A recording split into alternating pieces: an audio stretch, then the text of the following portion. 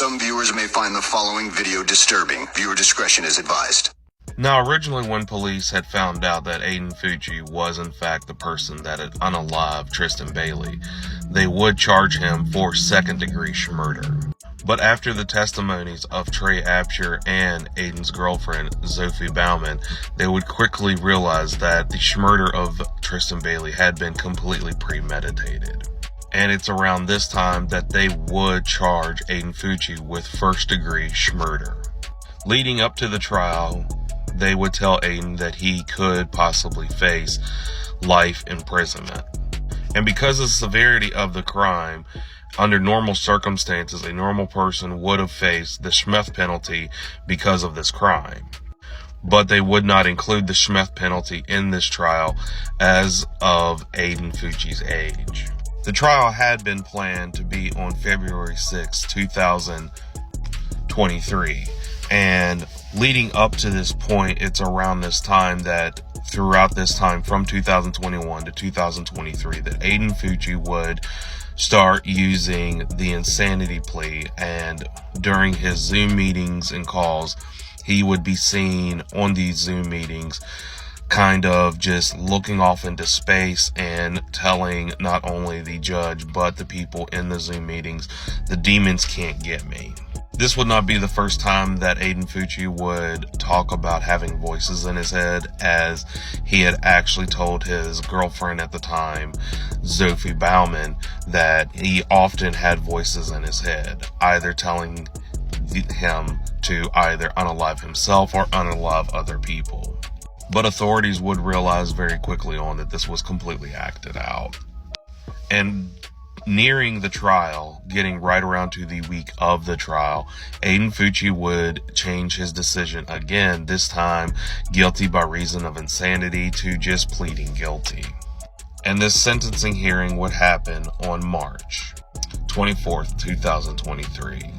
Aiden Fucci would be represented by his attorney, Rosemarie Peoples. And during this entire time leading up to the sentencing, she had been trying to convince not only the court, but people that would hear about this trial that Aiden Fucci was just a good kid and that he had just made a mistake. And this was kind of the story that she was going with, which this story would quickly be thrown out of the water when they would bring in a therapist to speak at the trial. This would be therapist Greg Pritchard that they would bring in to just kind of talk about the mental state of Aiden Fucci.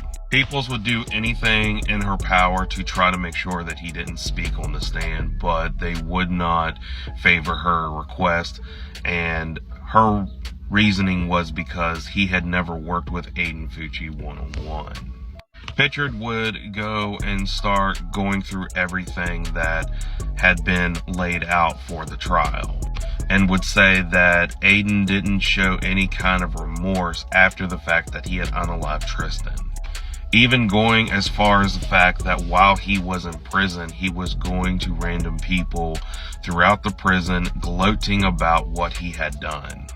Going as far as to threatening not only inmates but even correctional officers inside the prison, by telling them that when he gets out that he would not only go to their families' homes but would unalive them and take pictures and send it to the person that he was talking about. This is also including saying the very thing to correctional officers. Keep in mind, he would be saying these things while he would also be trying to write an apology letter of how sincere he was being about unaliving Tristyn. This will become relevant later on in the trial. Pritchard would even go further and say that these threats and how he acted in prison was so bad that at one point he would have to be put in a restraint chair and sprayed with pepper spray. And being that this was just a sentencing hearing because Aiden Fucci had claimed guilty, there would be other people that wanted to speak, not only just on the behalf of Tristyn Bailey's family, but Tristyn Bailey and just how her Schmeth had an impact on the whole community. One of those people being Brianna Cherry, which would have been Tristyn's cheerleading coach, and would talk about how this catastrophic event had just affected everyone in the community, as Tristyn was known as being an extremely popular person and was just a beam of light for everyone around them. Bree would say that on that day that she lost a piece of her heart. She would also turn to the judge in the courts and would plead with the courts that they give Aiden Fucci life without the possibility of parole. And Bree would say that Aiden Fucci was beyond saving. This would not be the only person, as there would be many, many more to speak out for Tristyn Bailey's behalf, some including some of her friends. But the more impactful one would, of course, be from her family members. As I said before, that Aiden had written a letter to the Bailey family, but they would refuse this apology.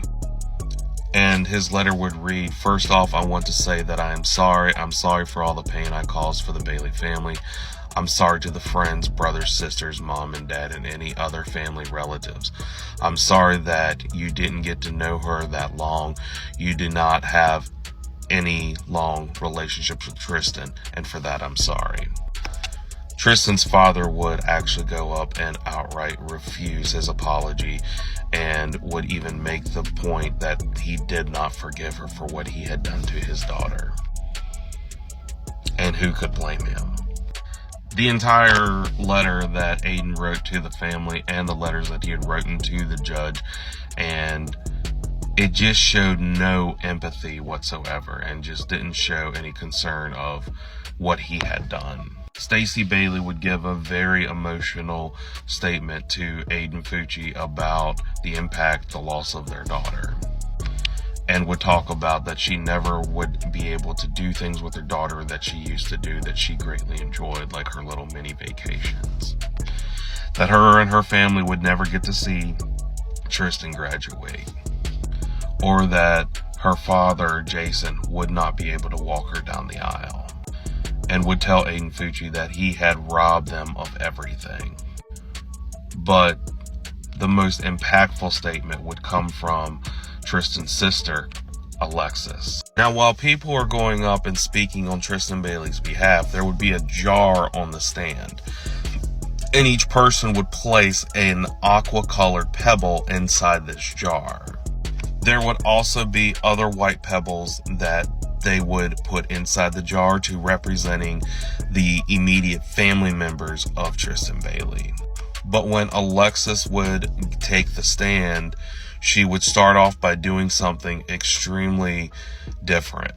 She would begin by sitting down on the stand, and she would bring a bag and she would start placing these aqua pebbles inside the jar. And she would do them one at a time, and the sound of these pebbles could be just deafening as she would do it over and over. And she would do this exactly 114 times. During the entire time that Alexis was dropping these stones, the entire courtroom was completely silent, and you can actually watch this on YouTube, and it's just absolutely gut-wrenching.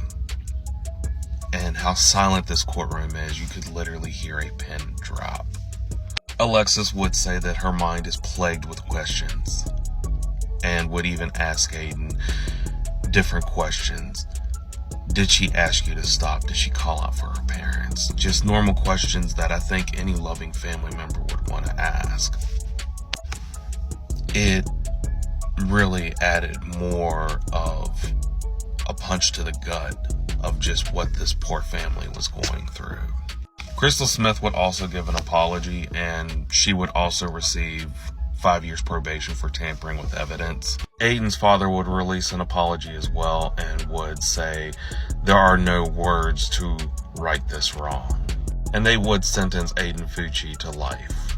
The family would eventually start the Tristyn Bailey Foundation, which would prevent police in the state of Florida to release any crime photos to being released of any minor that had been unalived in the state of Florida. The family and the community still gather around on the anniversary of her unaliving to remember the life of someone that made such a big impact in the short 13 years that she had been alive. May we never forget Tristyn Bailey.